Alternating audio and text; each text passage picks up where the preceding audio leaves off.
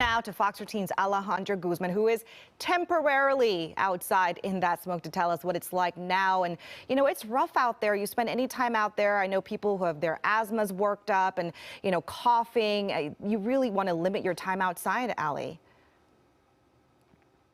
You for the last couple days. I mean, just take a look behind me. The skyline completely blurred. It looks like and feels like the weather is beautiful, and in fact it is. It looks like it's a gloomy fall day, but in fact it's these hazy and smoky conditions that are making it unbearable to be outside. I mean, take a look at the streets. We've been to Everett, we've been to Kirkland, we've been to South Lake Union, areas that are pretty much desolate at this point in time. We've seen folks starting to make shorter trips, take those dogs on even shorter walks, if not alternating days, because they just worry about not just themselves but about their pets and what this means for them. I mean, this is the second day that Seattle is at the top of the list for the worst, unhealthiest, hazardous air quality in the world. Right now, folks are still trying to deal with the after effects. I mean, us being out here, you can kind of already start to feel your nose dripping, and we're not the only ones. A lot of folks say that they're just having to take alternate routes. I mean, most people around the city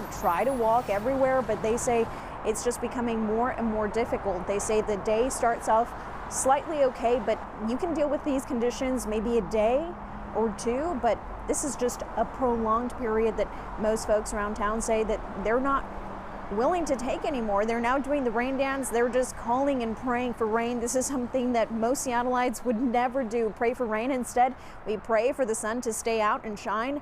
But right now, folks say that their health is kind of at risk here. Take a listen. My eyes are watering, my nose is running, and I'm all congested from it. Can't wait for the rain. Well, I don't think it's anything out of the ordinary. You know, it's just I don't feel any stress from it, or I'm breathing normally, and I'm not too concerned about it.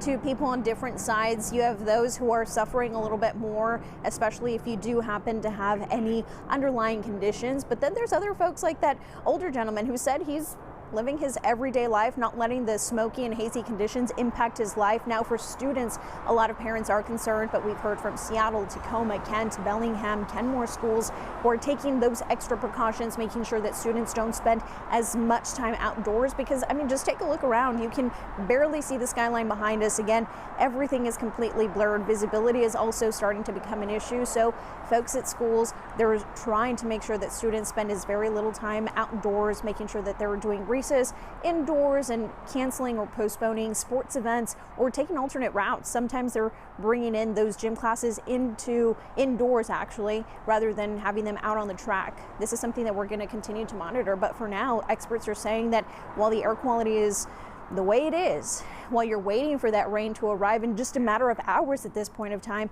they're just warning you to just advise yourself to wear a mask, perhaps limit your time outdoors, and of course keep those doors and windows locked. Something we're going to stay on top of and keep you posted both on air and online. Back to you.